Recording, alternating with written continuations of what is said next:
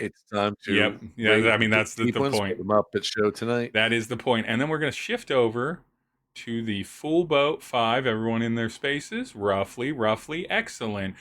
Hello, everyone, and welcome back to Cosmos Candela. I am your game mommy. My name is Steve, and I am joined by, from the darkness, Giggle Girl Productions, from the most... you're just like a floating head. Yeah, from the most stylish and simultaneously genderqueer fluid, gentlemanly, as genderqueer and fluid as I can provide this, all genders and none at the same time.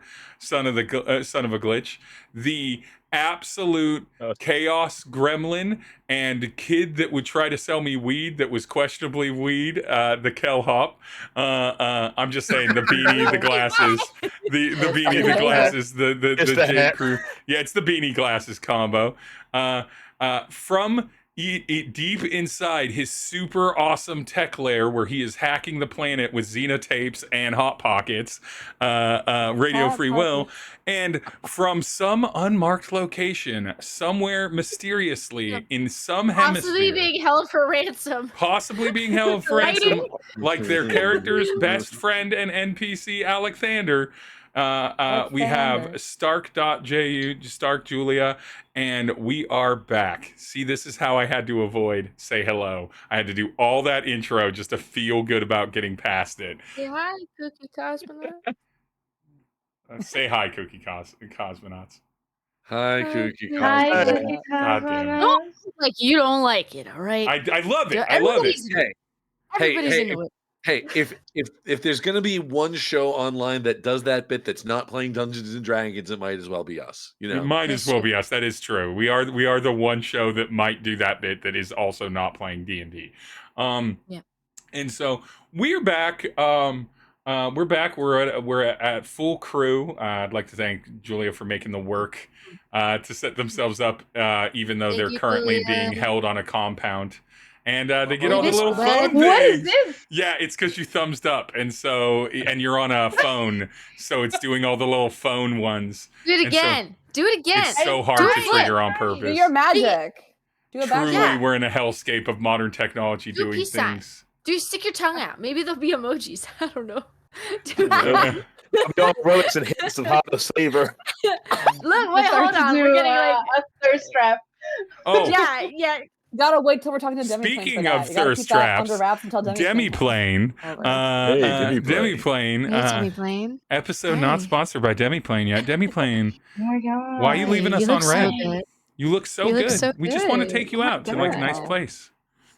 Yeah. Respectfully, Demiplane. Respectfully, yeah. With Demiplane, we just want to get to know you. See, Demiplane, several people on this actual play are also Demi something, and that means we like to get that personal connection. Yeah, actually, yeah.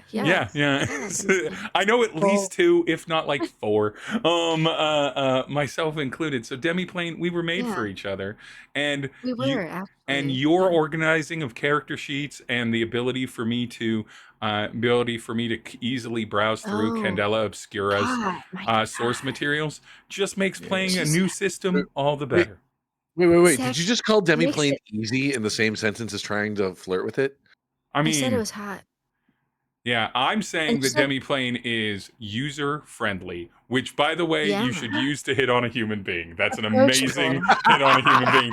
You seem so user-friendly. Is super dark. I love it, your UI.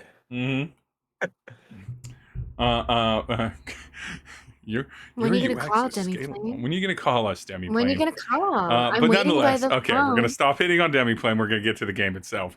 Last time, Abby, stop hiding. Yeah, last time, Abby, you're too beatific in your various face gems. Why did you come out of the gems. abyss like this? What was this? Abby's from the Fae realizing realm. that hell is empty and the demons are here, like we're stuck forever. Abby, okay, between you and me, we're trying to get sponsored, all right? This is the whole thing. I know. All right, so like you got to start like playing into the pit. Demiplane, would you like a sponsorship with an ROI of with an ROI of I'm playing $15 this Blu-ray, per okay? You potential have to let me do lead, my we're fucking here thing. for you. You need to get on board. You need to get on board with this. Anyway, last time on Cosmos Demi Candela. Plane, will you be our sponsor? There it is. That's That's it. commitment. This is going to commitment, pay man. off in a year when this is one of the most popular actual plays ever, and they're like, they've been rocking with Yeah. Demi Plane since day one. We're going to rock with them. And then there's going to be an edit of all the times that we flirted. He's gonna be Them tragic, play. honestly. Compilation. I should ignore my compilation of- spouse tonight and make that edit. We're real gonna get a tweet or whatever they call it nowadays from Demi Plane. If we ever had one, like, oh, not now. I got a headache. So, last time on Cosmos Candela, in the space station Velas, our group, after successfully rescuing Agent Phil Landry from probably getting shot to death in a warehouse, instead finds themselves driving back Phil Landry and getting little beats of information of the vibe of the first actual in-play senior agent in senior agent mode that they've done, and it's extremely casual and loose and a little bit reckless, but otherwise pretty friendly. They learned that Phil Landry did indeed not update their firmware on their little bio chips, so they were unrelated to this, suffering from memory loss due to the choir incident that brought all of you together, and that other senior agents haven't, as far as they know, called them or contacted them. So after a little bit of back and forth and some information, they headed back out to their their pet grooming salon chapter of the organization after handing off some local cards, because who knows what locations are compromised, and y'all may have to find a new location to set up shop. And that's essentially where we left off, knowing that Alexander is still under ransom, knowing that Nim, who just right now, while I'm giving the recap, gets a ping on their smart device with Talk to Me, checking in on their overall health, because they haven't been able to track them. This is the fifth one in about an hour and a half, so you will probably have to deal with this sooner rather than later. Knowing that Wait, some companies clingy. how are they still? So we got the chip thing removed. They're just how are they still email. able to It's just like a message, like a voicemail or an You email. need to get rid of your phone. We need to get rid of your phone. We need to get you a new phone. And then Suspicious they fall off the face of the earth. And then of course we've got a mysterious stranger on and off messaging Eddie. And then Eddie has a friend that they need to help out as well. And we've got Izzy, mostly just vibing, honestly, and fully embracing this new lifestyle. Izzy's got the go-to, the ease of it's like, man, my life is not as complicated in this moment, at least in this time, at least. Just wait till the character shift 2 seasons from now.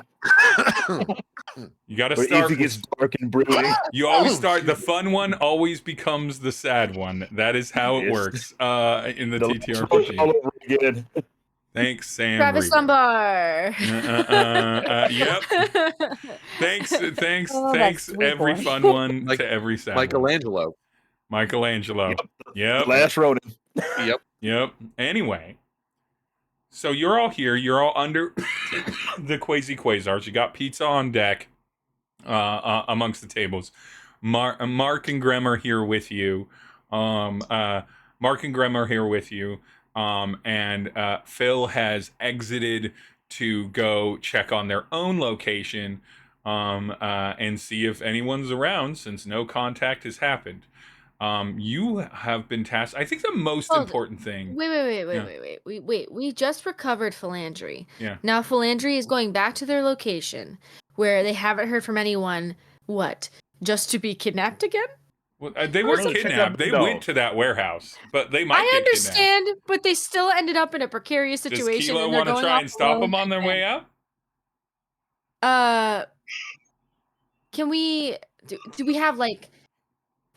Do we have like a body cam at least or something that we can put on them so we can monitor like what they're engaging with as they make this trek? I trust that the big crazy? dogs got it. Phil, I don't. Phil, Agent Phil Landry just does like a quick snap their fingers and wink at Izzy as they're Oh, we're in finding. character. No snapping. No, hold on.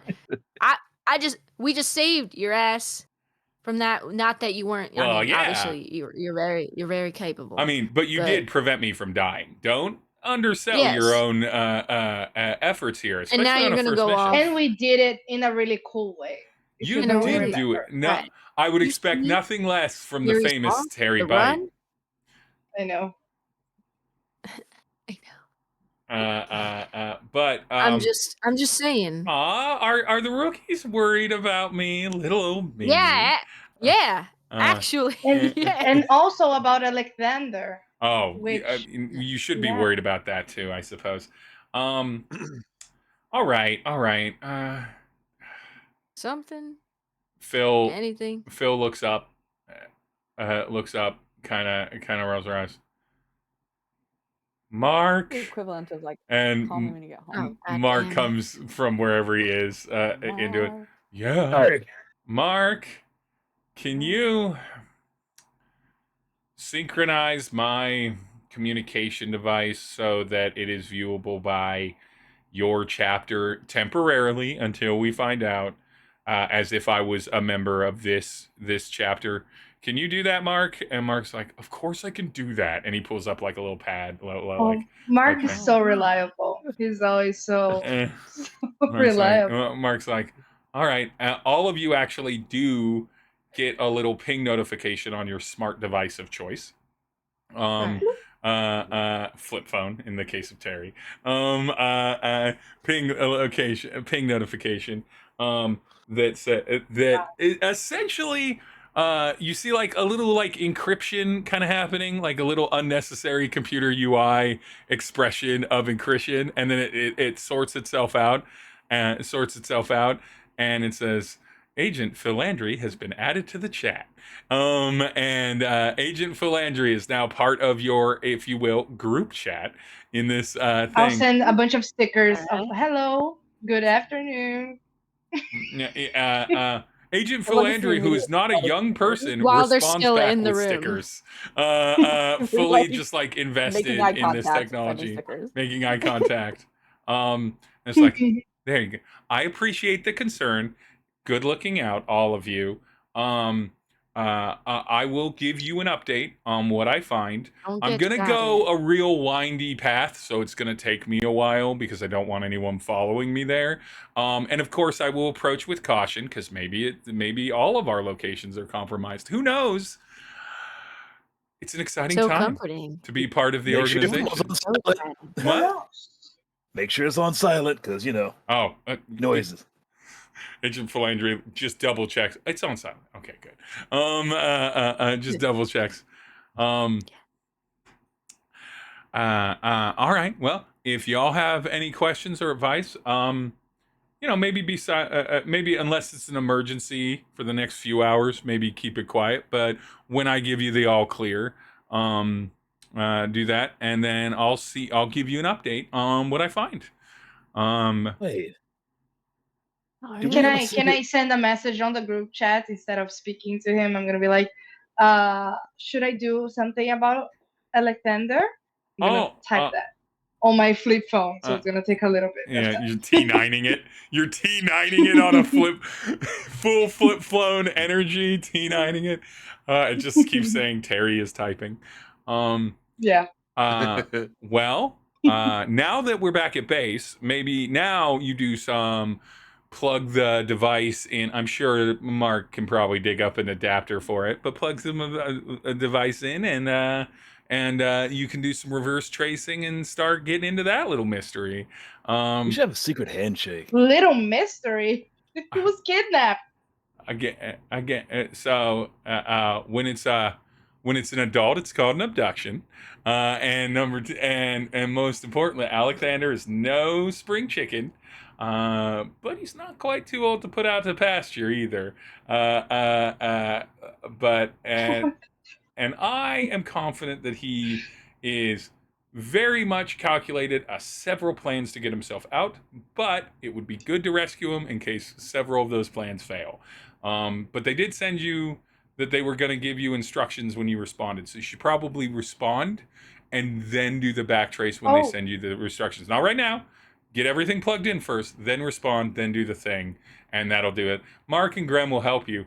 I'm simply too capably built of an NPC in the lore to hang out here for too long, because I can create answers for you and just solve problems, and that's not the purpose of your job as new staff, new members of the organization. So, right. Oh, you crazy kid. Okay. I'm gonna say goodbye on the chat. Bye. With them in the room. Yeah. They respond with a goodbye gift before they leave. You're standing feet apart. I want you to feel included in the group. You just got in the group. I love this group. You know Everyone what? else in the You're organization is so absolutely right. serious. We're friends. Just because Now that you're in the group, you're my friend. absolute. I am honored to be friends with all of you. But I'm gonna skedaddle. Bye, everyone. And they grab like a whole like pizza box, and then grab a pizza and like a 2-liter of orange soda, and then they bounce. They're far too much of a wild card. I like him. He was so. I like them too. I like them too. I'm I just like 'em. saying.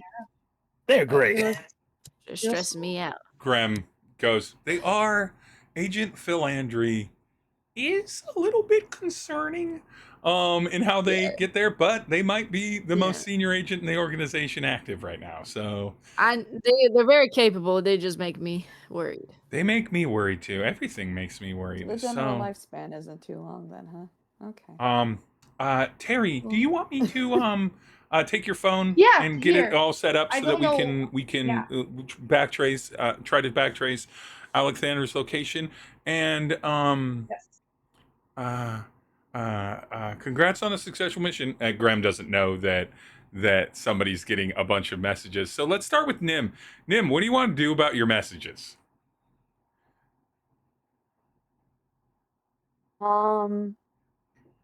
They're just text messages, right? Or are they like calls? Like they're not calls. They're like notifications. They're messaging app messages in the same fashion of the modern email / SMS / MMS. They're so into you. They're so into you, and it's not cute. It's not cute. Yeah, if it was Demi playing, it'd be completely different. If Demi playing was checking on me 5 times in a 90-minute period. I'd be like, baby, check on me more. Oh, I got Demi playing's attention. Demi playing. Demi playing. All right. And the name, Demi playing, you play too much. And the name of that Play edit. too much. And the name of that edit is going to be the Kooky Cosmonauts being horny on main for Demi playing for 90 minutes. I love deciding we're unofficially sponsored by a tool that we use, and then just like leaning as aggressively into that as possible. So We're not you gotta make settled moves, at right? all. You gotta. To be clear, gotta know I what have you never want, had go direct after it. communication with Demiplane, but Nor now have I. my North Star goal for this actual play is to get any employee from Demiplane or contributor from Demiplane as a guest player in this. Could notice me. Notice Notice me. I we would love to have direct. I caught a stream like it was a big one too that is actually sponsored by Demiplane. Like I think it was like it might have been Legends of Evantris, but like we're competing with them for Demiplane's attention. So once we have the art, I'm gonna do the art piece, the character don't art. worry. We're gonna get it. Yeah, don't worry. So We're all gonna it's get gonna it. basically what we need to do is we need to have one of us do a voice that is iconic as iconic as Chuckles the Clown. Okay. So yes, like don't get me wrong, I can do the Chuckles voice if we needed to, Lord. but I do the doesn't fit what we're animation doing. for TikTok. Don't get me started on voices, please, because I will go all day with different voices. Nonetheless, Nim, what are you gonna do about these messages? Okay. quite honestly, after realizing that she had been rigged up with a camera for who knows how long, she does not want to be poking around that while in location. So she's probably going to kind of be like, I'll see you guys in 20? Real quick? In 20. Wait, what? In 20 once. Where are you going? Well, we're secret agents now. You could die in 20 minutes. Well, the codependence this do group it. immediately has. It's supposed to be a secret. We're supposed to be a secret agent. we picked that one feature for a reason, Steve. I forget what You it's did called. the but one it's that very saves each other. codependent. Yeah. Yeah, it's like no one left behind or whatever. Yeah, no one left behind or something. Yeah. No one left behind. But yeah. No, yeah, have your alone time. I'm sorry. My company keeps messaging me, and I want to see what they're up. It's continuous. It's gonna be suspicious. It's gonna be weird if I don't. Them? Graham, overhearing this, goes, "Oh, do you just need a scrambler so that they can't locate you, even if you're engaged in conversation with them?" If that's a thing, 100%. It sounds. I need you to roll a d6 for me. This defines how this is low consequence, all comedy bit. Yeah. This defines how ridiculous this thing is. Yeah. I'll scramble it. We've got ourselves a 5. A scrambler. Something that makes noise. Okay. Something that interferes with digital tracing signals and location signals. Scrambler. And so 5. Perfect. Mark, can you reel in the scramble box? And Mark goes, it's so heavy. Fine. And goes and grabs a trolley. And they're like, wait, which do I need the Let's do this. regular size or the extra large size scramble box? And it's like, it's for Nim. And they're like, okay, regular size. Easy, you should help. You're so strong. Extra large, let's get a good workout in. Izzy, if you go help Mark, he has a dolly for this. Izzy gets to be the first one to see the scramble box. Nobody helped Mark. Mark loads it up on a dolly. This is an 8 foot by this is an 8 foot by 3 foot by about 3 foot deep, almost like telephone box shaped coffin like thing that harkens between what if someone made an old torture device like an Iron Maiden, but then put a bunch of wires on the outside of it, and it didn't have spikes on the inside, so it was just an absolute encasement and everything. And they're like, as technology grows, we have to get more and more drastic with simple measures that are just impossible by the laws of physics to overcome. The scramble box is mostly just lead. Technology. Yeah. We've sealed it. Don't worry. You won't get any kind of lead poisoning from it. And so he hefts it up. It's so heavy. It's so heavy. It's such an unwieldy thing. And It's so easy. Even it would be heavy to ease if Izzy and Kilo were both moving it. It would still be unwieldy and heavy. Like this thing is massive. And he wheels it in from kind of like, we'll call it the storage facility side of this, and opens it up. And he opens it up, and it's got like little padding on the inside and some RGB lights and everything like that to a calm blue to try and not make you feel like you're being buried alive in a coffin, and everything. And they're like, all right, this will scramble out all of the extra symbol. We won't be able to hear you in there, so if you have anything, hit up the group chat.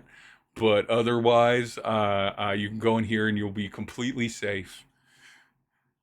Are you sure? Yeah. Graham cuts in and goes, I know it seems strange, but this is in fact like a very effective way to be untraceable in any fashion or any way. This even scrambles out we'll call it like mental extra normal abilities for those that are mildly telepathic, telekinetic, or can do certain unverified practices. Sure. Okay. Okay, so Nim, are you gonna go into the scramble box? Yep. When you go into the scramble box, Mark seals it behind had you. Surgery done on me. I could stand in a box. You see that there's like a little control panel on it, which you immediately have to engage with because some like relaxing, calming music is there. And when you're in the touchpad of the screen, you realize that Mark might use this as like a meditation place because it's dead silent, like it is fully soundproof, so you can't hear anything but what's inside.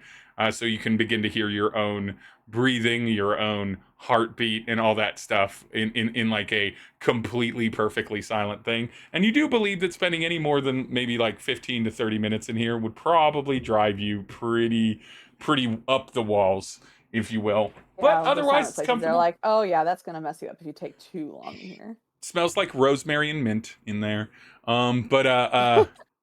It's quite pleasant. It's very relaxing to be in. Okay, I'm gonna have you now fully contained in there. What do you respond with? She's gonna open it up and just see, like, she didn't even like read it beyond like what the notification is. When she like opens up one of the little message email things, what does it even say on there? So you can tell that, like, oh, checking in, follow this link, or like, what is it? You can tell that the automated ones came in first, or the automated one came in first, and everything, and it's a very automated thing, and it just wants you to reply back with a couple specific words like absent, illness, etc. And then the other one is a reply to that just basically says, hey, just following it up from your direct report manager.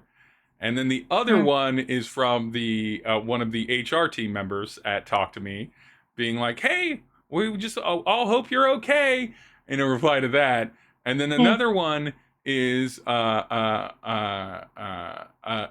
terms of service agreement update so that they can remotely try to update your remote thing that is easily 300 pages long, and everything for you to scan through. Very small print. Very, very tiny print. And then the last one is from a head of personnel at Talk to Me, and is not on the thread. It's their own thing, and they're like, and it's just a very simple message that says, hey, we're deeply concerned about you. We reached out to your emergency contacts. They said that they also have not heard from you.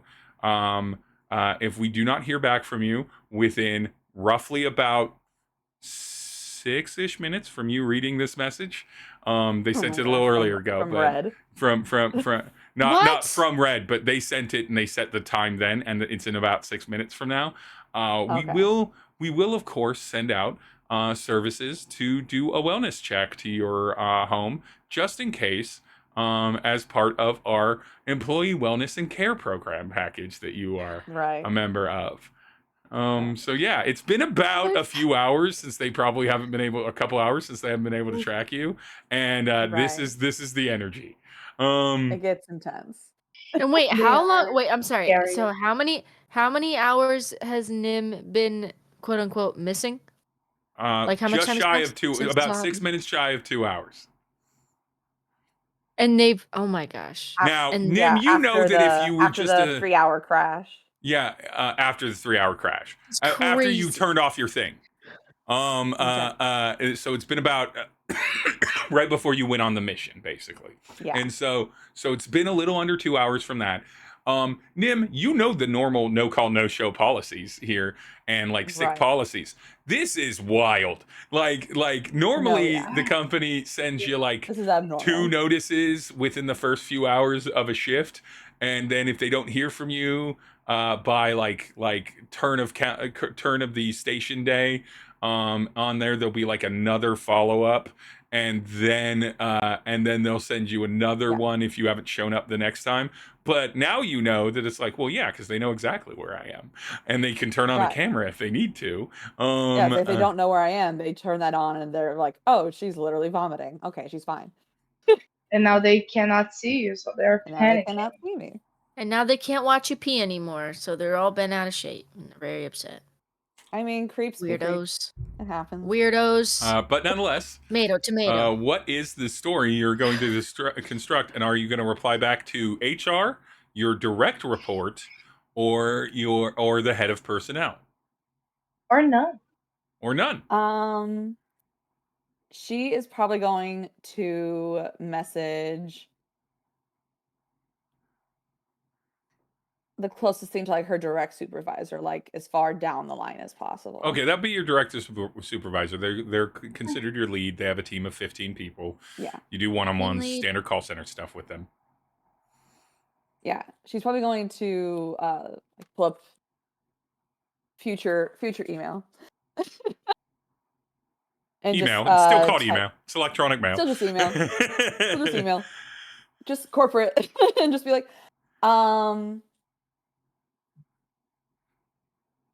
sorry that I haven't responded to the worry. Had an accident, had a concussion, hurt pretty bad, been laying down. Probably gonna take a day or two off until my head's back on straight. Thanks for checking in. Tell Carol hi. Nim, I'm gonna need you to roll a sway roll for me, please. Nim. Or hide, you can choose. Via text? This is more hide or what? Sway or hide, you can choose. Sway or hide. You're pretty much the same on both. They are the same. I consider each version hiding is more of a you're lying about what's going on in your life, and sway is also you're lying, and so I like to give options. So sway or hide. Consequences actually pretty medium on this one, or pretty high on this one in reality. So pretty high consequences, no immediate harm, of course, but yeah, if you don't convince them, it's pretty bad. Yeah. I'm going to go with hide, and I am going to use a drive just to give me a little bit of advantage. Hell yeah. It's a couple pips. I think. Yep. So now I'm down to no pips in that category. Yeah, no more drives in that. I am pipless in that category. Pipless. Thank goodness that was a 2 and a 6. All right. Oh, yeah, thank goodness. So the good consequence here, as opposed to the bad consequence, is that within 15 seconds of you sending that, so very fast, 15, 20 seconds, like on it, immediate reply back from your direct supervisor.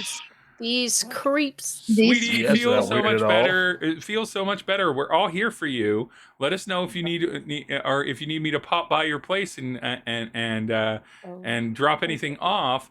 Also, it seems like HR needs us all to update our thing, so I'm just going to forward this to you, but get to it when you can, which is the best consequence, as opposed to lower. A 2 would have been very bad. But in fact, so kudos to that last drive point. It did its work. And you now. That's why we have drives, people. Suspect that you have a few. Yes. You suspect that you have at least a good day or a good like afternoon, evening, day kind of like cycle before you might have to address this again. But you've bought yourself some time. You bought yourself some time with that message. Well done, Abby. Moving outside of the scramble is deep in my soul. Outside of the scramble box, while Nim is doing this. Graham looks at the rest of you and is like, so, where are we moving to? I still like the pizza here. Can't The stay pizza here. will always be here. We'll put it on order. And when Mark's working, he can bring it to us. The pizza is still free even if we don't live here. Yeah. My best friend was kidnapped, so I need to track him Alexander. So Graham I'm sorry. He was what was it? The adulterer? Abducted, yeah. He was adulted. He was adulted. He was adult He was napped. He was abducted. My friend was man napped. I don't know. I don't like That's that. a bad term.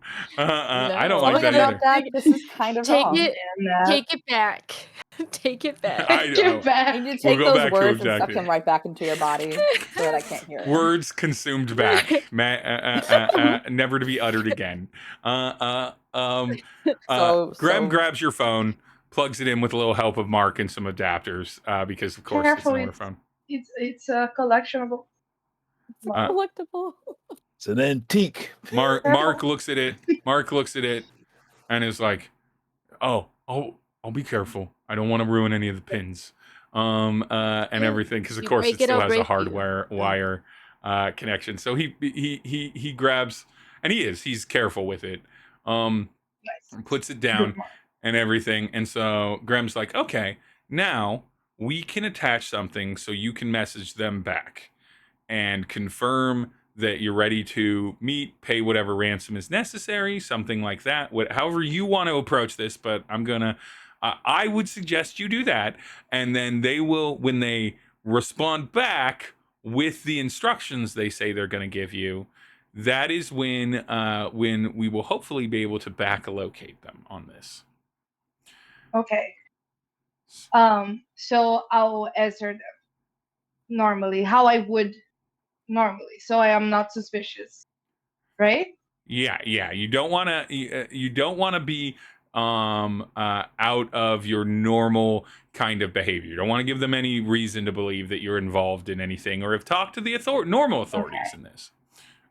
Okay. So I'll message back. I'm gonna write a scream, and then like screaming, and then I'm gonna put some emojis of like crying, and then I'm gonna say I'll pay anything. I think that's how I would do it normally. Very convincing. And also they probably know that you have a lot of money as a longtime popular influencer. So very convincing. Very good, Tery. They will respond back to that. Thank you. Some people said I should act actually from my stream. I think it would be a pretty good. I mean, you're all living double lives now. So I think I think Kilo seeing Tery, Tery says, "I'll pay anything." And even though oftentimes has felt they haven't had a ton to relate over with Tery, sees Tery in this moment and has every way to relate to Tery. Exactly. Yeah. This moment of extreme stress for Tery, that has just been essentially less than a day of Tery's life, has been Kilo's life for a long time. And I'm probably and Tery's the type of guy who thinks this only happened to him. Yeah, ever. Of course. Izzy, Eddie, what are your priorities here? Well, Tery's getting this sorted out, and Nim's in the scramble box. Scrambling. Izzy is just vibes right now. There's like nothing. I think we need to figure out where we can. Gotta find a place. Yeah. You go and in a fun, in almost a very fun analog, which is a very powerful way to secure data in this very interconnected world. Way there are essentially a stack of index cards, note cards, with different particular locations and genuine titles that Phil Landry goes. So Izzy and or Eddie, as you kind of pull those out, and Izzy is vibing and everything like that. Those are doing that. Kilo, obviously, you're clocking Terry's moments here. Are you doing anything else to occupy sort of the wheel of things that could be done, either for your personal needs or within the grander scheme of things? Let's see. There's Gary's condo. I think honestly, I think in this moment, I know I was just making the comment, but I do think right now Kilo sincerely is making himself very available for whatever Terry needs right now, because when Kilo's life fell apart, there was nobody there to kind of fall back on. And Terry has obviously, the bites, but the bite buddies, the bite babies, the bite baddies. Yeah, the bite baby. The bite baddies? I mean, different phases of fandom. So there's bite buddies, bite babies, bite baddies. Oh my gosh. Some of them called themselves the Bite Boys. It was a different time. Boys with a Z, of course. BOYZ. Yep. Yeah. And then there was shortly a Bite Boys BOIS. But they split off into their own subscription-based fan service, and they're doing great. The Bite Bums. Okay. Bite Bums. Anything alliterative. But yeah, Terry doesn't. So do you clock this, Terry? Are you catching that Kilo's sort of like physically making themselves very present in your area, like in your space, like their attention is on you and on this in a very specific way? I think Terry doesn't clock it that because he could relate to the thing, because we found out that Kilo had kids, has kids. Had kid. My mistake earlier. Kid, singular. Kid and spouse. Child. A kid and a spouse. But I don't think. I think Terry, at the same time that he's like dismissive to his life problems and everything, he just like he doesn't try to live a nice life for himself. I think he also doesn't focus on anyone else fully, because he's so stuck in like just doing the streams and stuff. So he do not notice a support for like his distress. He's more like he sees Kilo approaching and he's like, can I ask you something, Kilo? yes, absolutely.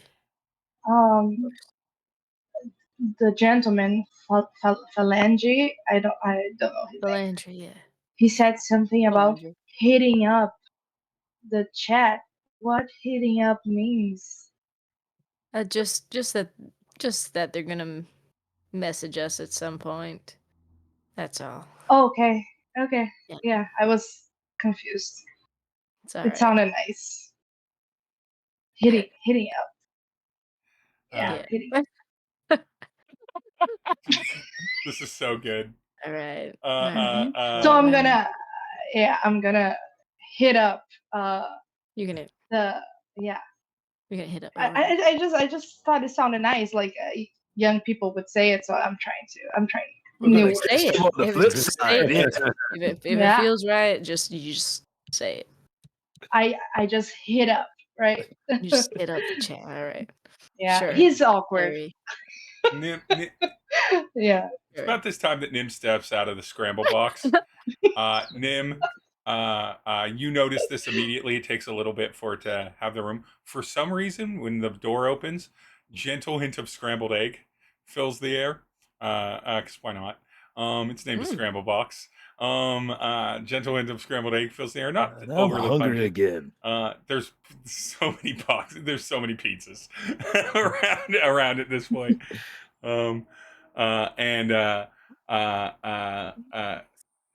Eddie and Izzy. Yes. Lists of places that you can go. There's so many options. I'm gonna list a few options, and then feel free if anyone at the table wants to just insert an option. Um, uh, uh, uh,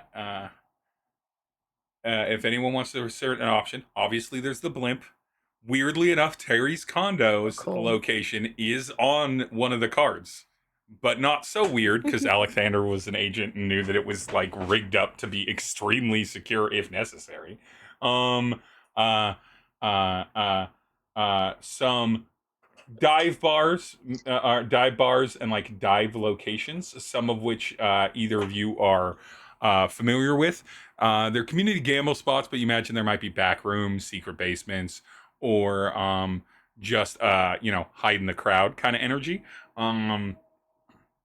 The utility zone, specifically the water processing and treatment zone, there's a location down in there. There seems to be something in the shipyards, one of the many receiving shipyards that could be there. There is a couple different like book, library, kind of archive, study locations, informational databases. One that's more historical and has lots of physical print media in it. The other that's a little bit more modern and is mostly digital interface. There's a closed down landmark theater that used to be part of the old kind of glitz and glam sort of like entertainment fictional broadcast production region that has since gone out of fashion to live in. So it's a pretty rundown area that's pretty sparsely populated. But there's one thing that hasn't been renovated, destroyed, or fully shut down that is a unique piece that's been around for a couple hundred years. That's a building that you could work out of there. There is a decommissioned starship that is attached to one of the docking bays that seems to be here, but seems to be here. And then there are a few other like kind of retail and restaurant locations. And then there's like a share office workspace, like a WeWork space. That's a little bit odd. So those are some of my suggestions. But I do also see that there's a few of my suggestions, but feel free to pitch forward your own. There's no limitations to here. This is not like so galvanized and codified. This world isn't so set in stone that it does not have the ability to just insert things into it. So where are Eddie and Izzy's instincts, barring the fact that you cannot stay at the Quasi Quasars? Putting that aside, where are your instincts, or acknowledging that, I should say? Hey, there's one at Outworld Steakhouse. Lord. With the it's better than the Astro Spam Factory. We're not talking about that. We're not thinking about that. Exactly. Somewhere on a shelf somewhere, a tin of Astro Spam just gets instantly worse. I just want to keep thinking like that's the slogan. Like Astro Spam. Don't think about it. Exactly. Somewhere there's a tin of Astro Spam that's gotten simultaneously more wet and more dry at the same time. It has continued to congeal. Yeah, Izzy and Eddie, where are your thoughts on the kind of places you think you all would be most comfortable in as sort of a kind of a base of operations or a safe space you could go to? Person I feel comfortable with is food and a gym. Well, we can bring you workout equipment anywhere. Graham goes, Mark will do that. A very important thing. Mark will do that. I have a gym at home too. I mean, Terry's place has everything we need, but and I mean, it's clearly I don't got want to intrude on Terry. Clearly, the security. And also, Eddie's friends know where Tery lives. I don't want to intrude on the stream. Like, yeah, but they don't remember. Oh, they don't remember. They won't remember being there. They got exited from the location before the wipe. That's true. Okay. And so, something to certainly consider as a ping comes on Terry's phone. On my phone? Yeah. Oh my and God. so you can see lights and bleeps and bloops doing the tracing side of that. That's going to take a little bit of time. But the text on the ping, Grem sees it first because she's hovering, or she's kind of hovering over it and everything. And she just sort of rolls backwards a little bit, and is like, I think you all, Tery, I think you all should see this. What is it? Oh my God. Oh no. Take a breath. It's not it's the message they sent back, what they want, and a timeline. It's not like any update about Alexander. Just specifically that. Just the demands. Okay, I read it. The message is simple.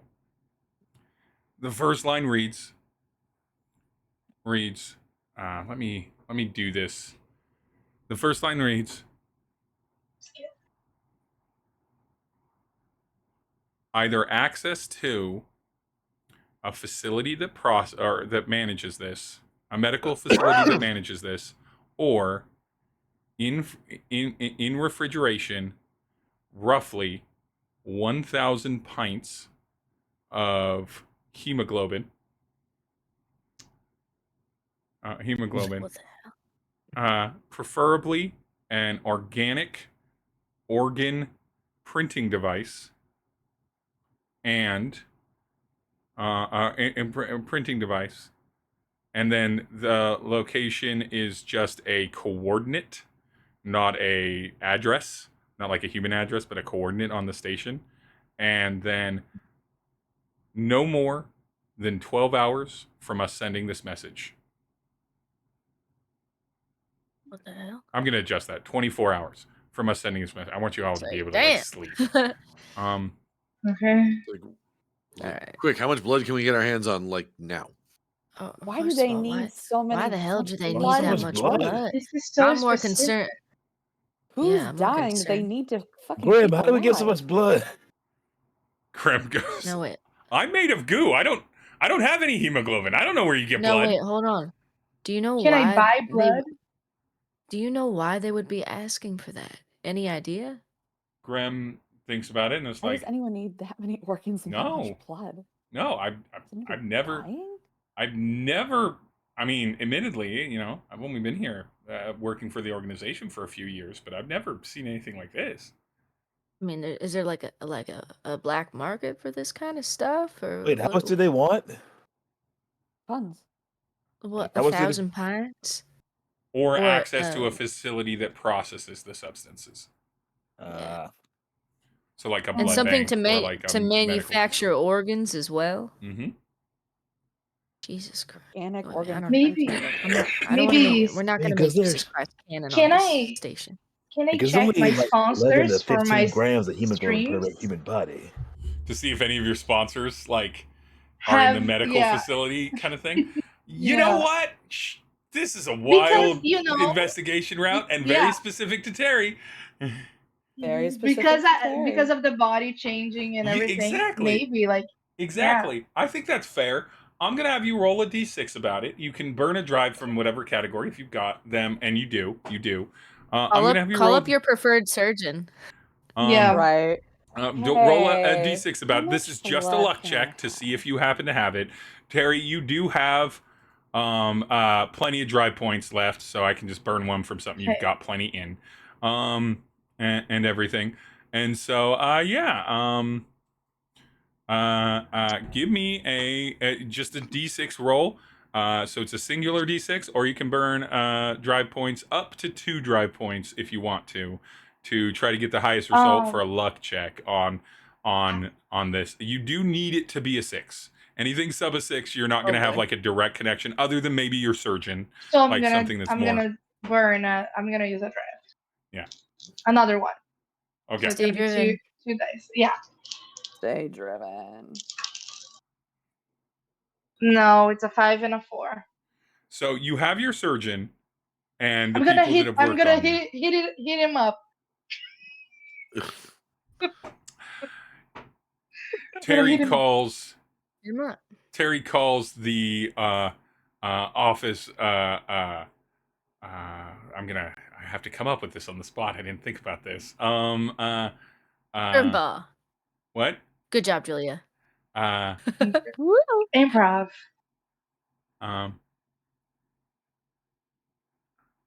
Okay. So you call up the Beauty by Daylight facilities, which is where the organization, or like the body modification surgery facility that your surgeon works at. And Beauty by Daylight, you get the front desk inevitably. There's a little bit of robot. Thank you for calling Beauty by Daylight. If this is about an existing appointment and you wish to reschedule, you can go to our website, beautybydaylight.com, and log in, blah, blah, blah. That takes like unreasonably 90 seconds to get past the IVR is what those are called. But you eventually get to the reception.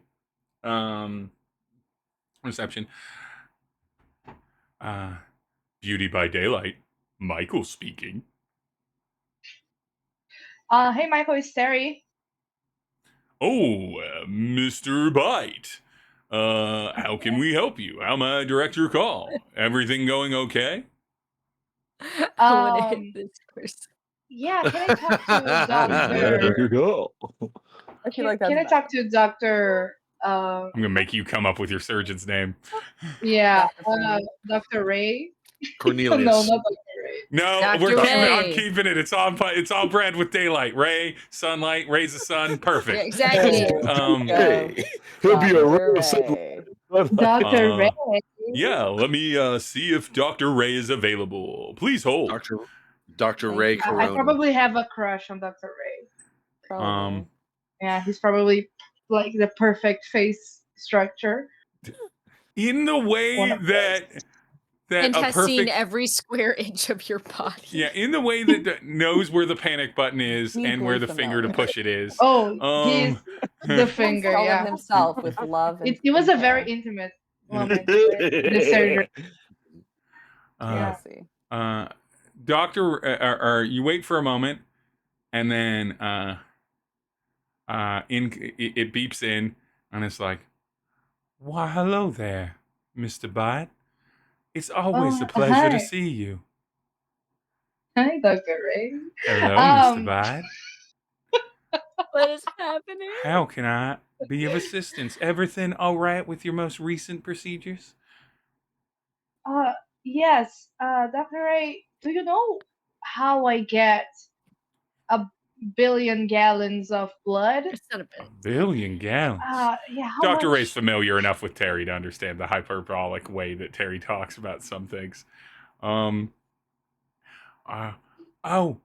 you having those leakages again, Tery? No, it's for a project on my screen. Oh, well, usually you have to be a medical facility in order to obtain significant amounts of various blood fluids, hemoglobin fluids. But perhaps we could make an exception. I could put some on order for you. Wow. Oh my God, thank you, Dr. Ray. All right, so when do you need these bodily fluids to you? In less than 24 hours. There's a pause. You can tell that he's muted it. none of you know this. Dr. Ray looks into the middle distance for a moment and goes, and then unmutes it.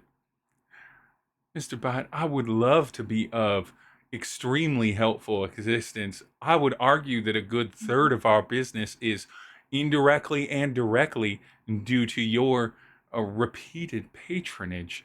But I simply apologize. I cannot come into possession of that much blood in such a short period of time. The normal delivery. Of course you can, Mr. Ray. Of course you can. I mean, I have the money. It's not about the money. Trust us, Mr. Bite. It's always about you the have money. the money. But in this case, it is a procedural impossibility for me to obtain that kind of blood. I could get you maybe 100, 150 liters of blood in that kind of time. But whatever number you're extrapolating off of, I feel like it's higher than that. What's the actual number that you need? What's the actual number that I need? I asked Kilo. I don't know. Was it 1,000 pints? 1,000. 1,000. 1,000? Mm-hmm. 1,000 pints. Yeah. That is. I need 1,000. If you can't help me, Mr. Ray, which I will remember. 1,000 pants. I will not forget this. If you cannot help me, Dr. Ray, you need to tell me how I get this. Tery's playing hardball. Give me a sway roll. Yeah, in you're your good at sway, that too.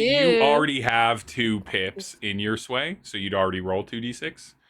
You're so personable. 5 or 6, good. Okay.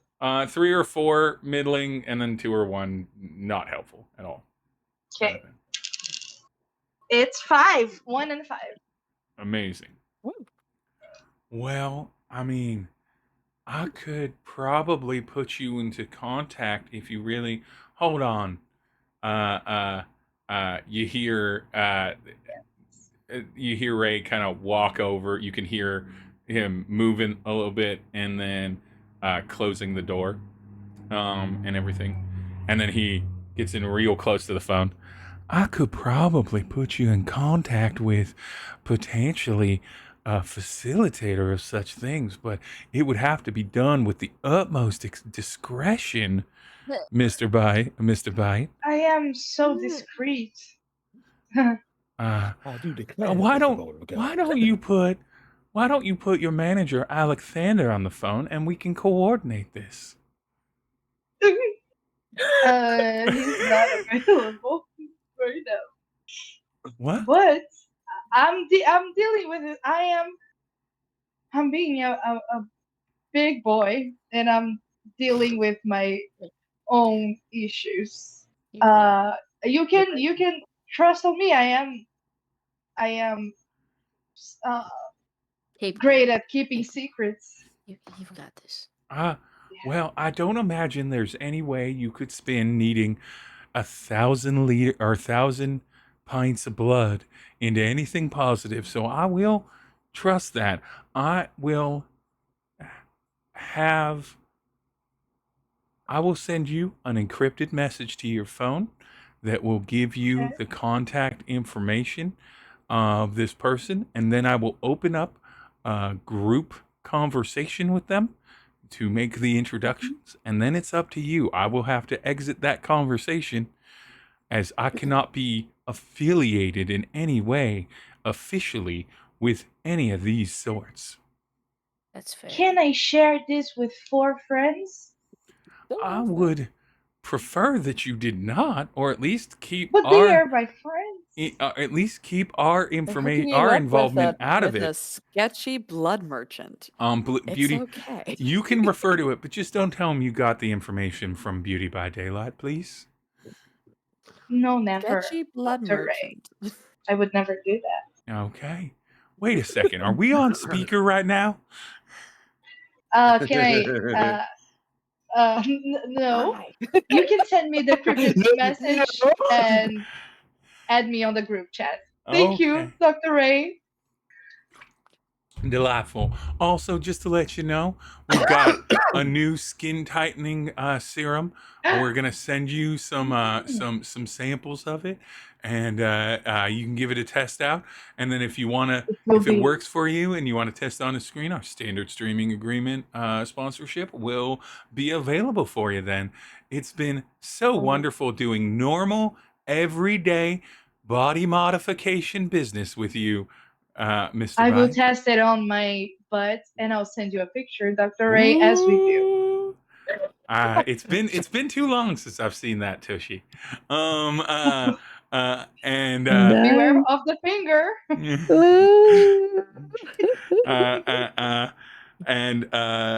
You hear Dr. Ray hang up on his side of things.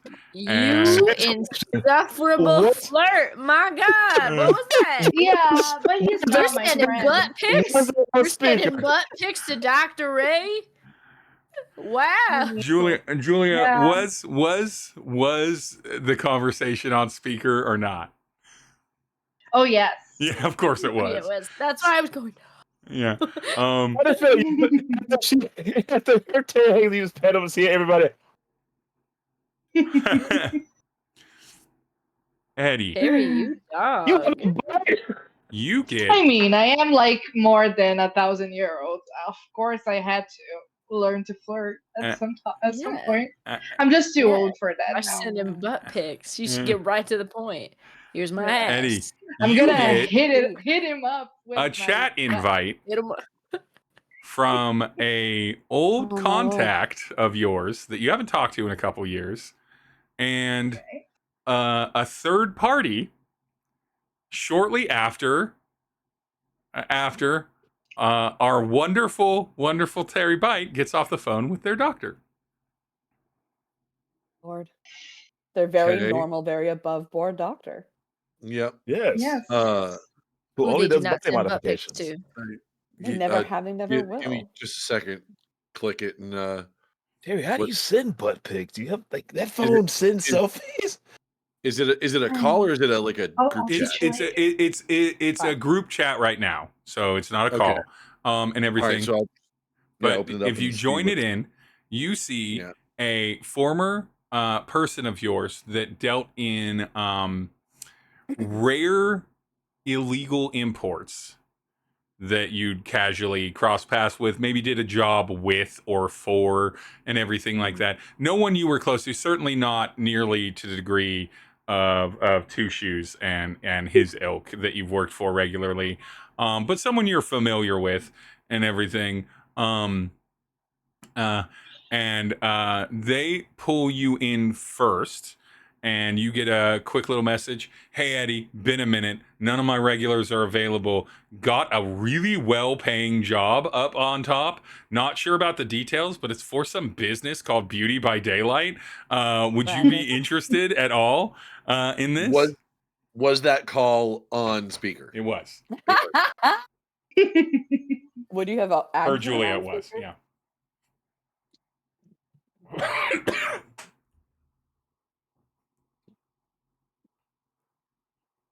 10 million people on this station. Eddie happens to be the one that they call. Right. They could call somebody else. Wow. It almost feels like there's someone controlling this. Like it's almost like there's divine intervention on all of these things. It's almost as if the god of this universe smokes hookah. Yeah. I can smell it. Hey, guys. Hey, guys. Yeah. I think I need to go get blood for Terry. You can get blood? Just you or us. Well, you got that much blood, dude. You just holding out on us? No, I thought I was going to have to call my sponsorship. I thought I was going to have to call Dr. Dracula. Dr. Dracula, of course. I just got a message. I just got a group chat message asking me if I want to do a job. Something about getting some kind of rare import for they're asking you to Beauty by Daylight. Yeah. Oh boy. So they're asking you to come in and be the transport for this. So wait. For what's ultimately gonna be what? So it's not even. So they don't even. It's not even safely acquired yet, is what I'm hearing. I think we're going to safely acquire it. Well, so Eddie, you would suspect the person that you're talking with is the person that Beauty by Daylight reached out to for this. And so you would suspect that like they reached out to their contact, and their contact, as they said to you in the message, is just doesn't have team members available to help with this thing. Because whatever it is, they're gonna have to obtain it somehow. Because it's not like they, as an importer, are like, I'm a retailer with a bunch of weird shit. Like they get an order and then they find that order for someone and bring it back to them. And so you've this is not unlike many other jobs that you take it, and this isn't a kind of job that you would find on like Fiverr or like TaskRabbit. This is a job that only Eddie would be asked for in his various connections and his corners of the intranet. So yeah, maybe transporter, maybe muscle, maybe lookout. It could be any number of things. You could just be another body just so that they can make sure it goes off right. Yeah. If this is the only avenue, then what choice do we actually have? It's either that or do a huge blood drive.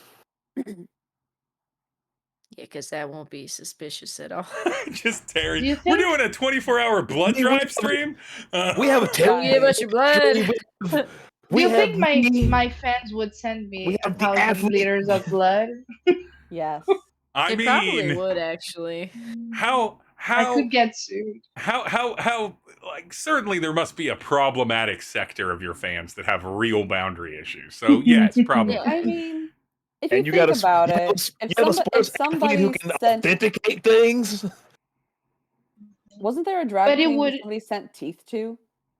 Like their own teeth to? Yeah. Oh my god. I could have sworn I saw that somewhere. I know the bath water. This I know. Bath water, but yeah. So yeah, Eddie. Yeah, bath water. Eddie, you know that it's pending. It's kind of a grab it now while the grabbing's hot kind of situation. So I guess if you want to make bank and get the blood at the same time, it's kind of a win-win. By Tery. 2 birds, 1 stone. A hemo hoedown. A blood ball. And you're also my just friend. Trying to make another help me. Yeah. No, I'll take the gig. I've been in enough blood sports. Eddie, you get a message from them. Thank you so much. Real rushed order here. I'm gonna patch them in, and then again, this is all text. But somehow, because you've heard the voice, you see a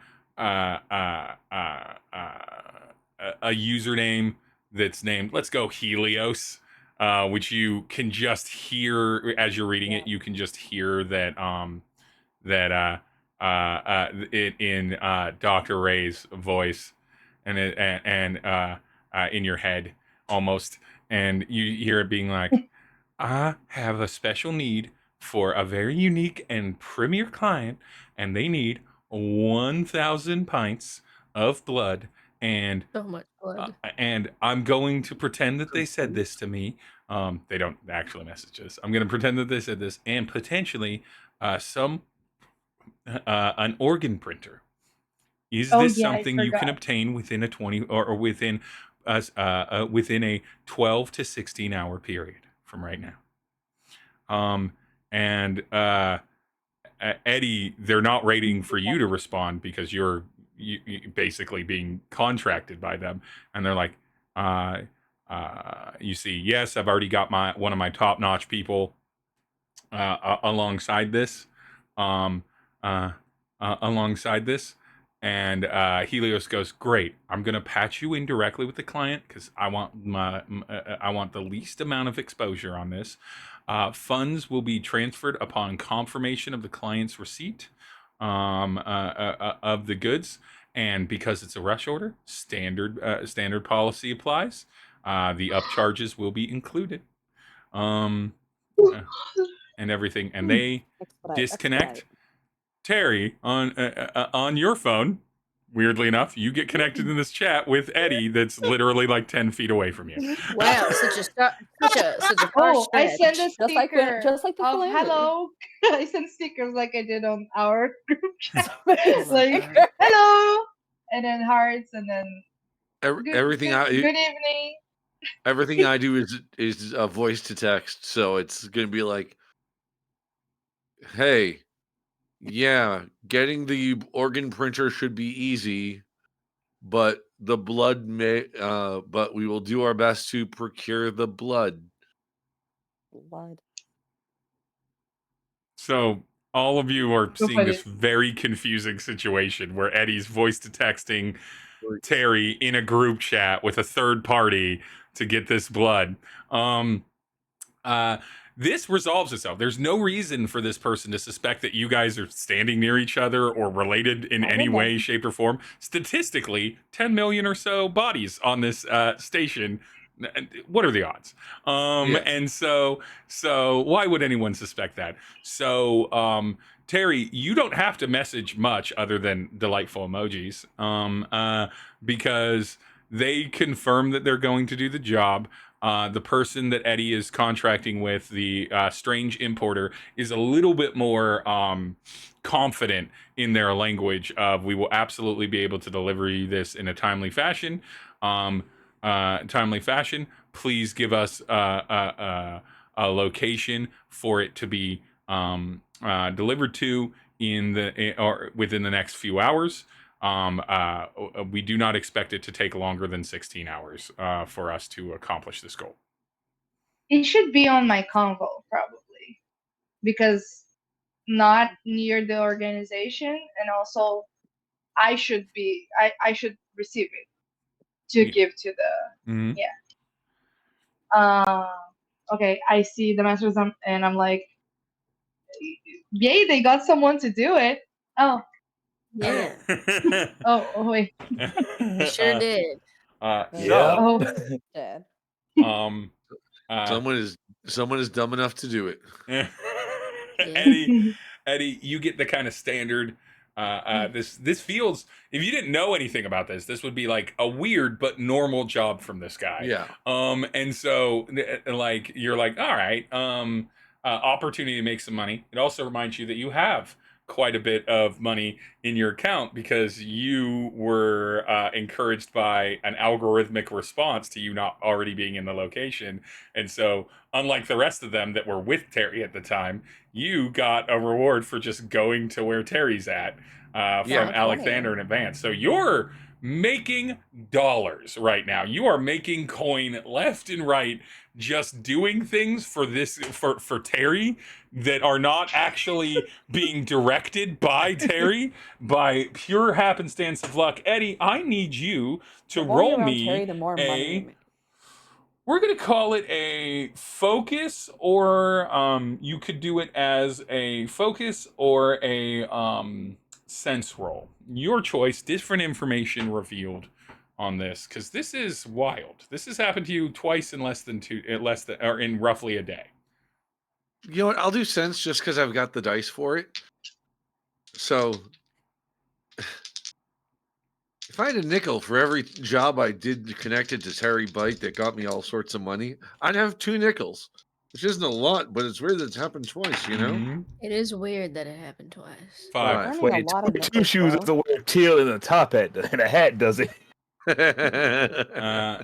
It's just 2 shoes. I think because you use your sense roll. Right. Because you use your sense roll, there's a brief, almost indescribable moment where your brain is rapidly in its subconscious and conscious trying to figure out like why this is happening. This is an extreme. Luck is a strong word for it. Obviously, you had to put yourself in mortal danger. Obviously, there's a bunch of nonsense going on. But like for you, I don't know if your life right now, today, is measurably in any of a more dangerous or problem spot than it was yesterday. And everything. And now these 2 strokes of luck, and it feels less like coincidence. And it feels like something more. And in this brief moment, imperceptible by other people, as your brain sort of does this, another aspect of your mind sort of can't help but engage with this and feels something that in the clarity of your current state of relative sobriety, it does not often feel and does not feel comfortable, but it feels almost like it's akin not to the physical feeling, but to the sense of somebody or something somewhere has just slid you in a direction like a piece on a board.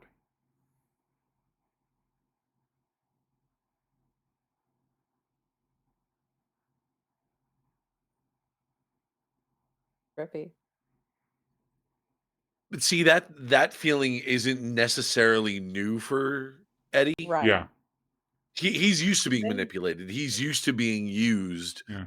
like in a capacity, like, because he's, for most people in the for the criminal people that he usually associates with, he's a cheap hire.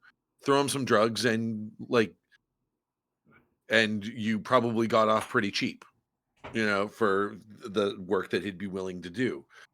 This feels like a bigger board. Exactly. It doesn't, you can't, they're both not with you. And normally you can see, it's happening, basically. You're not unaware that people use you, Right. and take advantage of you.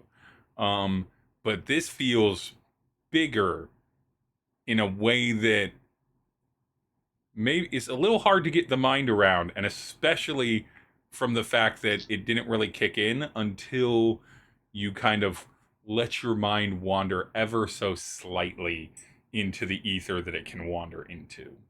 Yeah. That feeling is probably going to make Eddie reach for a smoke of something that he has on him. Because those are the kind of feelings. It's those voices and those feelings that drove him to the drugs in the first place. Izzy. Yep. Name one of your young adult family members, please. Young adult. Was he? Was he good enough? Was he good enough doesn't hit until you're in your middle age, but then it really hits. So a 16-year-old was he good enough doesn't make any sense. 56-year-old was he good enough? Deeply tragic.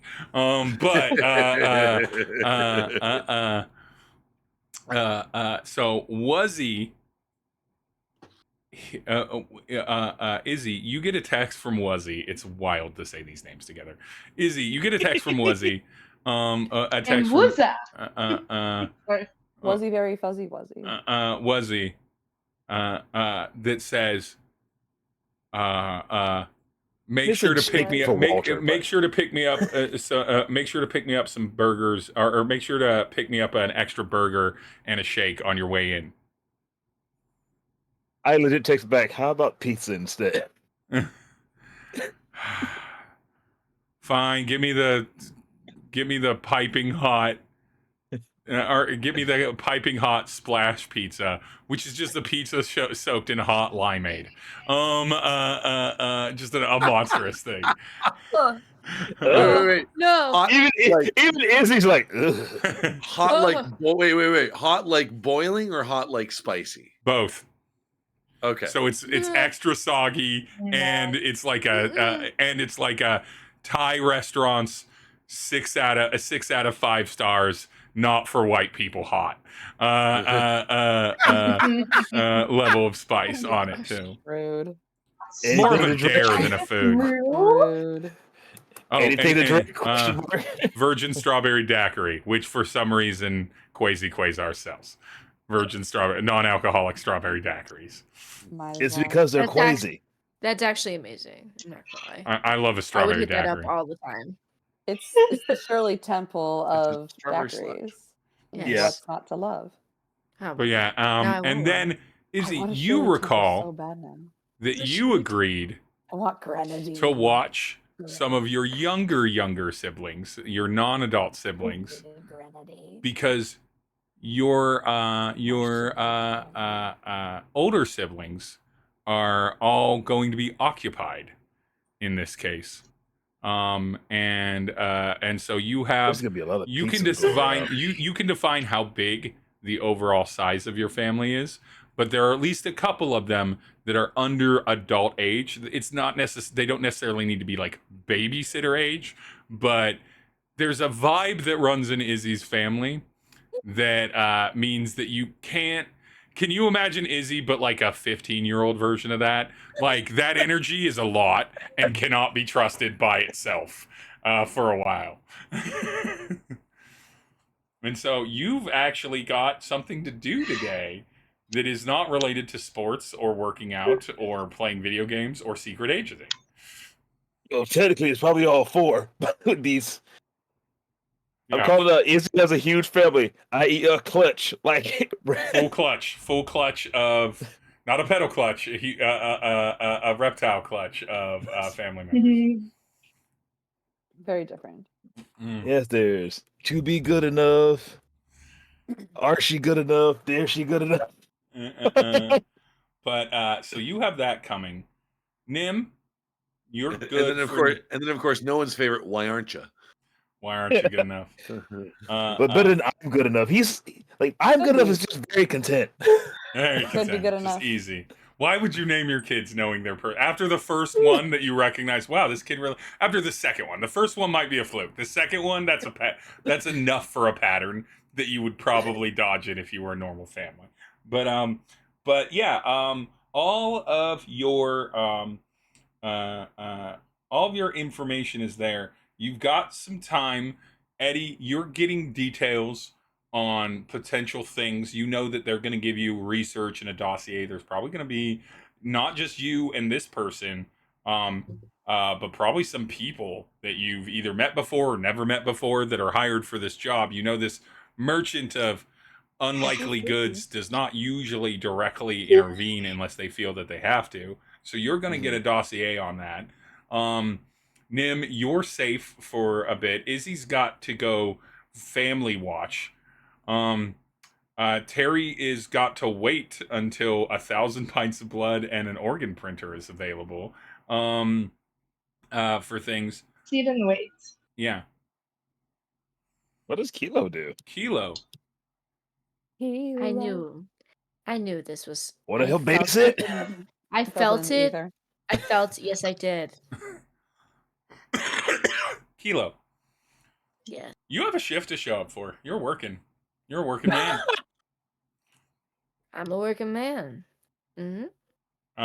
Your friends, your new friends, old friends, more friends than they were at whatever their status was. It's gone up a significant notch in the amount of entanglements you have with them. Acquaintances. Acquaintances, people that you might have been like, yeah, that's someone I know. Palace from the same galaxy, so. I mean, that's the classic. I know them, but I don't know them. Well, you're getting to know them now. And everything. Kilo. Yeah. Tery's got to wait. You've already mentioned that your mind has really begun to empathize with the situation Tery's in, which brings your situation up, I imagine. What's Kilo's vibe for this? Because you got some time. You know that you got things to do, decisions need to be made, but you also have to go to work. I mean, this is kind of just. Kilo's pretty steady because this is what he's been doing for years. He's been going to work and keeping up normal life and normal appearances while digging through trash and looking at people's classified documents that they thought were shredded that I pieced together, and has been doing this on his own for so long. So there is some sort of comfort in that the detective work is no longer a solo operation. Although with more people come more problems. Seeing the obstacles that a lot of us seem to be coming up against, even at this point in our union, but he's focused. It's more complicated, but it is good to have other minds to bounce things off of. I think he kind of forgot he could talk to people. So it's an adjustment, but I think it's a good one.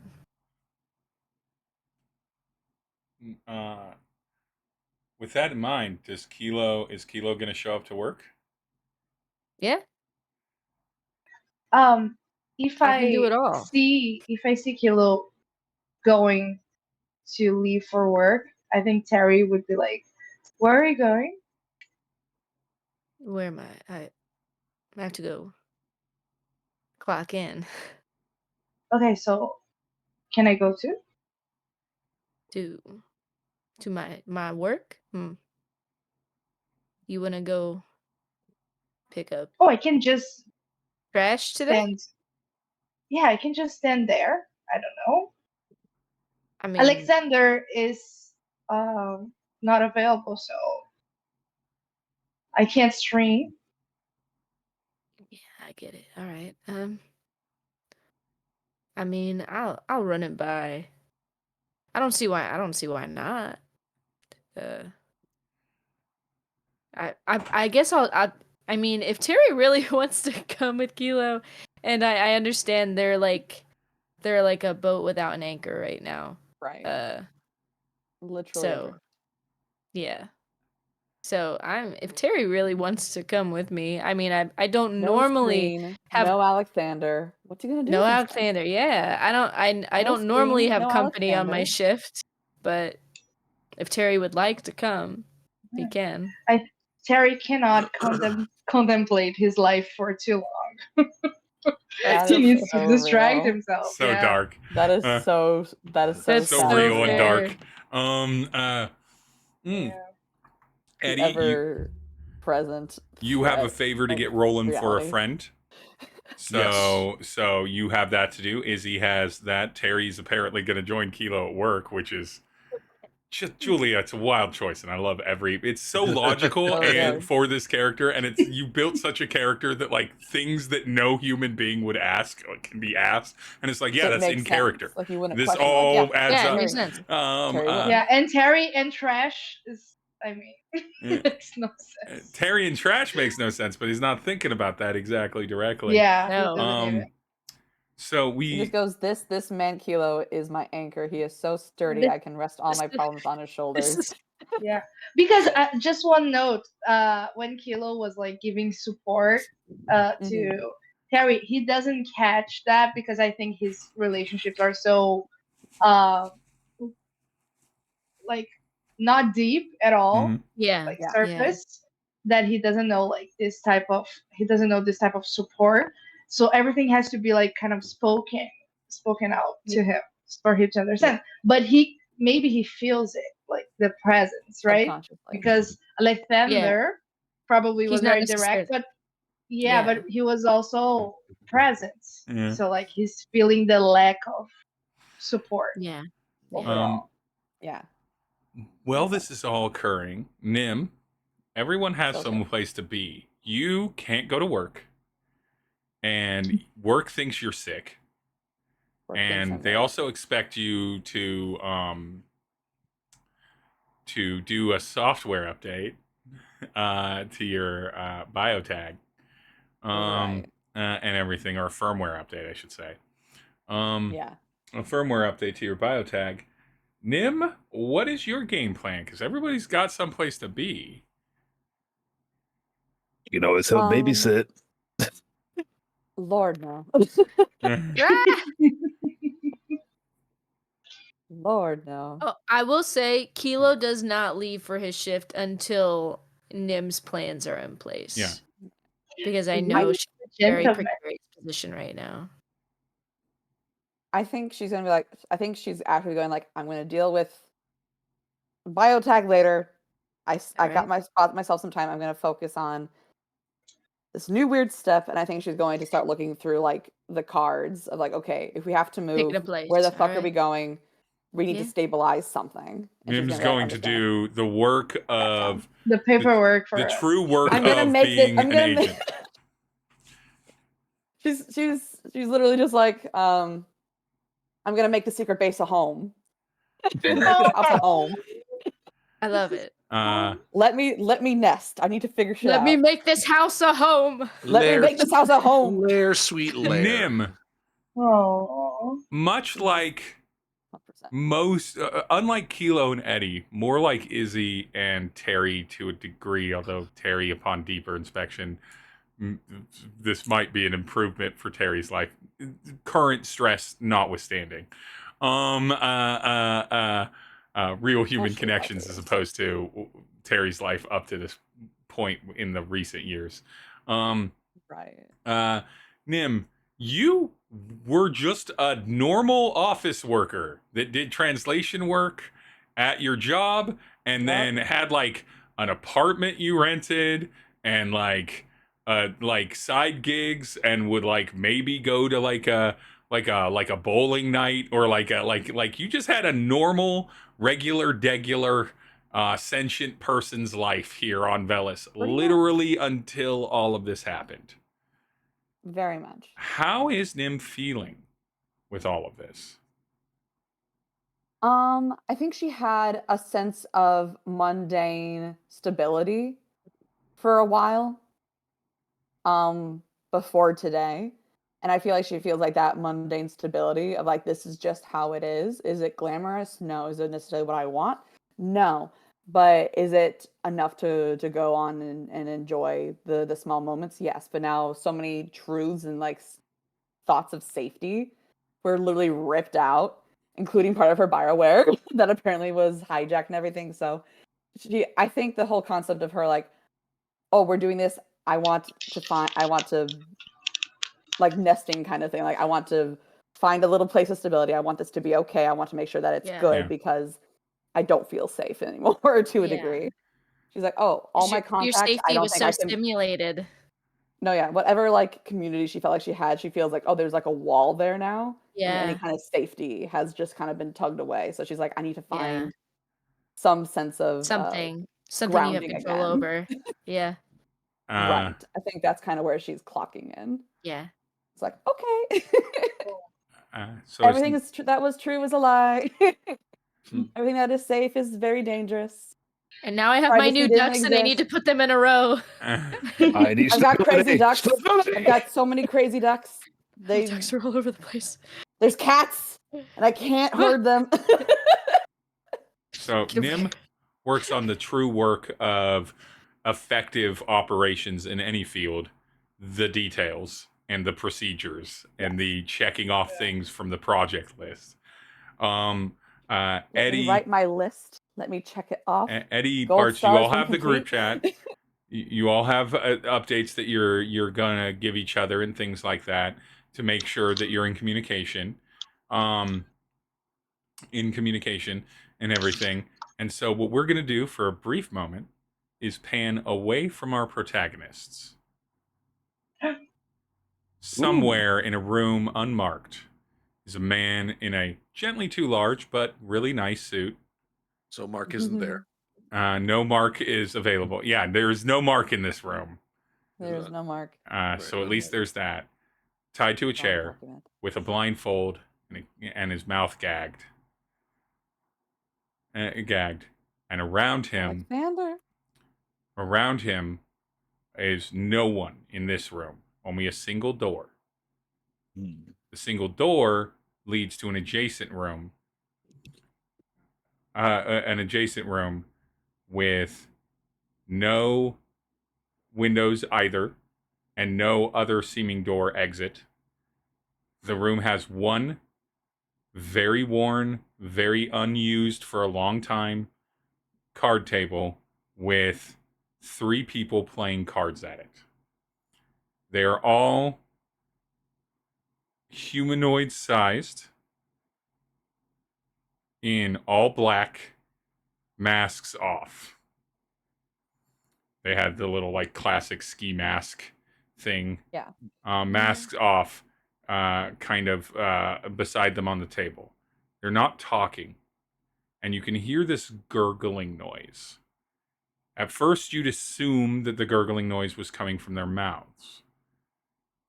but it is not as coming from their stomachs as when you do, speaking of mouths, look at these mouths.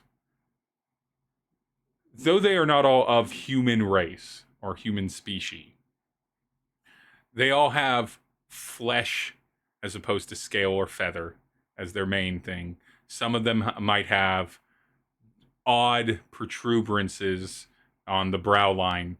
Think very much Star Trek alien, human shaped, but like some extra makeup to make their bits a little bit different. Yes, but all of them have one Bit consistent bittier. symptom expression. The lines of their mouth extend all the way to the edges of where their ears would be, with large serrated teeth, jagged and broken as if had been damaged from chewing, scabs on their lips and tongue. Are these space vampires, Steve? And maybe giving space. They don't talk. They do play the game. They do seem to play whatever game it is by the rules. Whatever card game it is by the rules. They bet, they raise, they fold. But they never speak. And the only real noise you can hear is the card shuffling, the tossing in of coin chits, and the growling of starving stomachs. Cut from that to creepiest to food delivery. Cut from that to another location. It's a mausoleum. Velis has mausoleums where large interred people of great grand importance have been around or have been buried in resplendence to be honored almost as like historical figures, people of industry, politic, grand deeds. It is not uncommon on Velis for a person to have the option to choose to have themselves interred in such a way that gives them some manner of splendor due to the impact. It is limited, but they are there. And this one, we're not sure which, is filled with the shelved bodies of Grand Velis past, except for one. Because one of these, for those who have never been inside of a mausoleum, usually it's like essentially a cubby, a very fancy cubby. For family mausoleums usually have multiple coffins in them and everything like that. Yeah. But one where the plate has been removed and the body isn't there. There's a little bit of interior glow. It's mostly dark, but a little bit of screen glow. The body isn't there. The body is sitting calmly on a folding chair at a little desk with a little computer interface and various kind of floating screen readouts. And it pulls up a screen name, and the screen name matches Eddie's. And you can see it type the message. So, things are just getting less and less complicated for you, aren't they? And Eddie, at this same time, you get a message from that same anonymous messenger that has been sending you messages since we began this thing. What the fuck? Mostly at this point, mummified skeleton typing as it takes a slip of something that looks like a future Slurpee. And it drips down into its body. Kilo.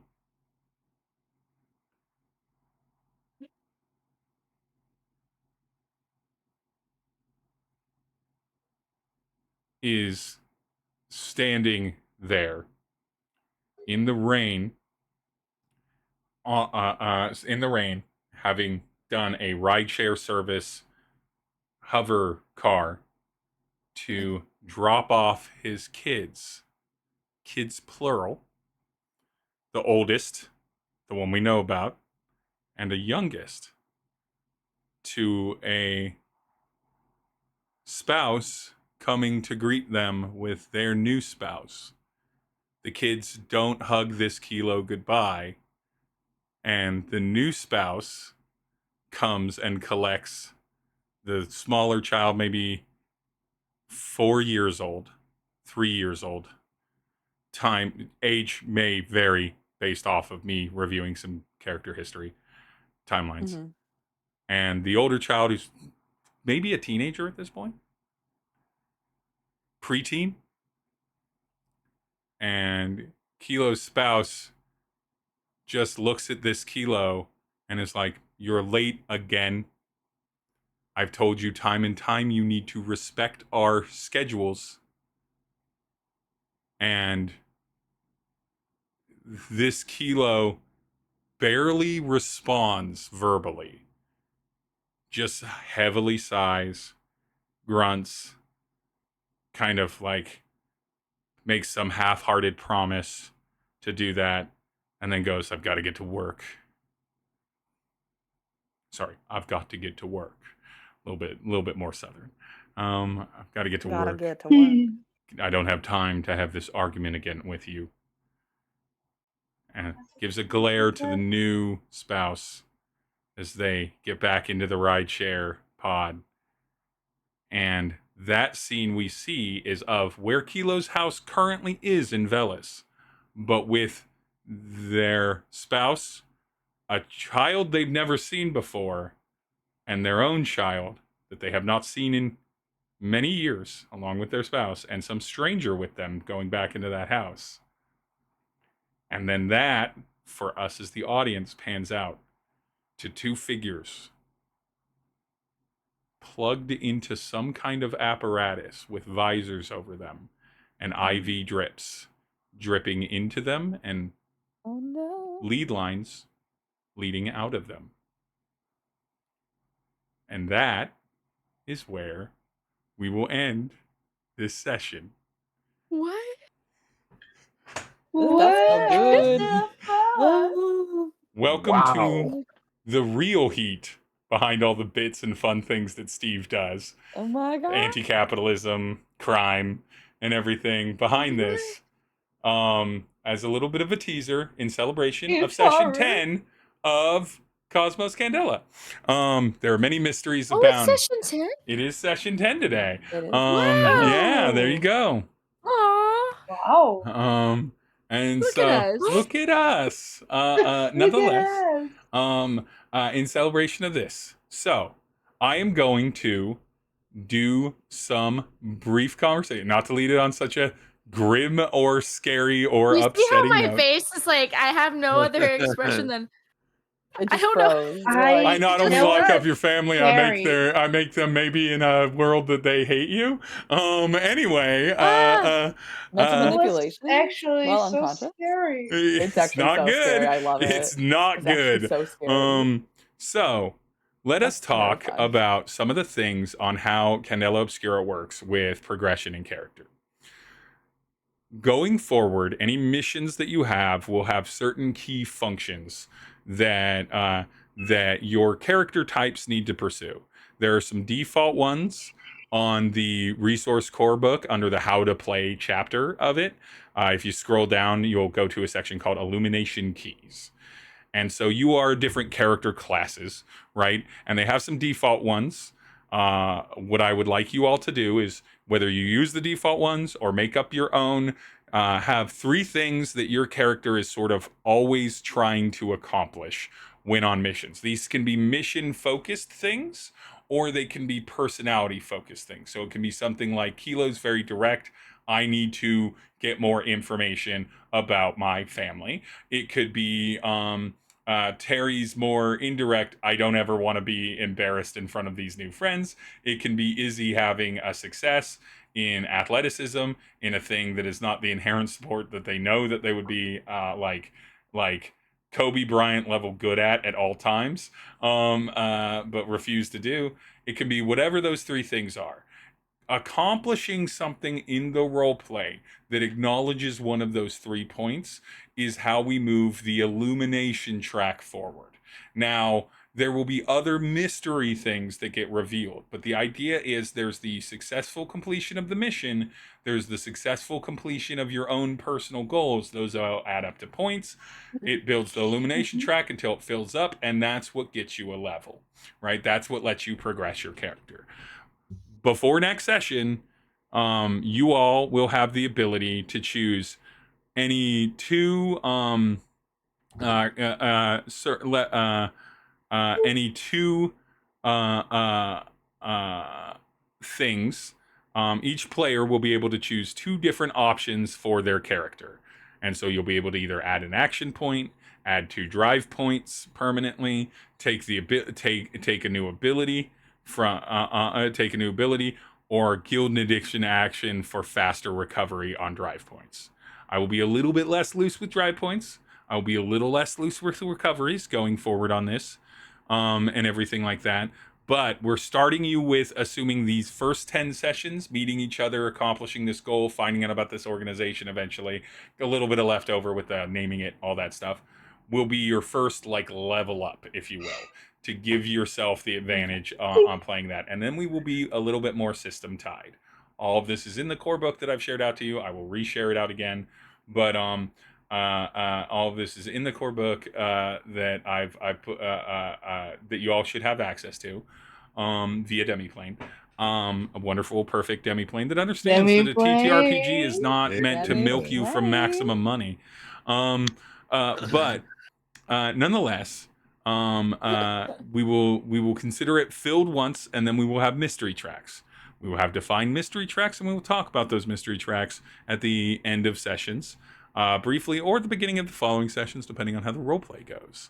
But that is the end of this session. So now that you all have a little idea of what some of the mysteries are, not yet for Izzy's and Nims, we are good to go. You want to make that thumb emoji come up so good. You just accidentally got it once and never again. So let's roll through the roll call. Starting with Will. Will, where can people find you? Maybe online streaming, maybe via service. Where can people find you? Hey folks, I'm Radio Free Will. You can find me on TikTok at Radio Free Will. You can also find me here on Twitch at Radio_Free Will. So I'm also the same username over on YouTube. My YouTube slowed down a little bit, but I am uploading new episodes of my streamed games. Those are Wolves in Sheep's Clothing, an Armor-Aster Advent adventure, and Killing in the Name, an Exalted miniseries. Sorry, that's the other way around. The Exalted Saga Armor Advent miniseries. And you can also, if you like what you see when you check out those channels, you can hire me to be your GM by going to startplaying.games/GM/Radio Free Will and going to see what I have available. I currently have seats available for here, Masks: A New Generation, Worldwide Wrestling, and Exalted. Come hit me up and play some games with me. Julia, where can people find you? Hello, on Instagram and oh my god. Other things. Who am I? Where am I? Yeah, I'm sorry. I do that sometimes too. That's JU. Yeah, I was thinking of something else. Mental pinwheel. I do drawings. If you want commissions, hit me up. She's so talented. Google Girl Productions. Such skills. Where can I find that on the internet? Yes, you can find me at Scramble Box Productions, mainly on TikTok. Also hanging out in fun games on Twitch, like Will's Armor-Aster game, and obviously this amazing game. Exciting. Glitch, where can people find you? I'll be on Instagrams, Twitch, and other social medias as that son of a glitch. And, here doing this thing. There'll be a lot of random crap happening soon. A lot of random crap happening soon. And finally, Kelly, where can people find you? The one, the only. Hi. You can find me as the Kelhop on all platforms. you can find me here, and you can find me over on the Hard as a Dungeon podcast on a number of things. You can find me in Error 313, which we have one complete season, and work is going on season 2. And I can't announce it yet, but we will be starting marketing for another audio drama soon. Ooh, very fancy. Not the same different group. Different group of people. I will tell you soon about the title. I just remember there is one other place that you can find me on the weekend of May 8th. You can find me at the Boston Convention and Expo Center for PAX East. Yeah. So, because I got in there as a content creator this year. Nice. 3 badges, baby. 3 badges. So, yeah. And then find me anywhere at Dying of Exposure, Twitch, social media. Listen to the podcast, Ghost Town Video Pod. You can find out more on that on gtvpod.com or do that. It comes out every couple weeks, or rather a couple times a month. And next episodes, we will be pitching for a very fun little local comedy horror film festival that's been going on for a dozen or so years that we are big fans of, that you can get at some of their content online. So look into that. If you want to know about dead or undead things, the most couple recent episodes of Ghost Town Video have discussed dead and undead things in film and media. So enjoy that.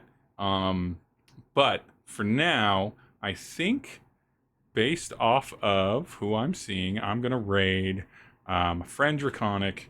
So that is where I'm going to have us go. Thank you so much, everyone, for joining us. We will be back next week, almost certainly, most likely. And thank you so much for joining us here and watching this, and watch the VODs over on YouTube when they pop up. Goodbye, everyone. Night, everybody. Bye. Thank you for being here. Bye-bye. Goodbye. This is going to be the longest goodbye because the raid is struggling. Goodbye. Goodbye. Goodbye. Bye now. Bye. Bye. Goodbye now. Bye. Bye. Chocolate Bye now. Chinese cereal. Goodbye. Bye-bye. Or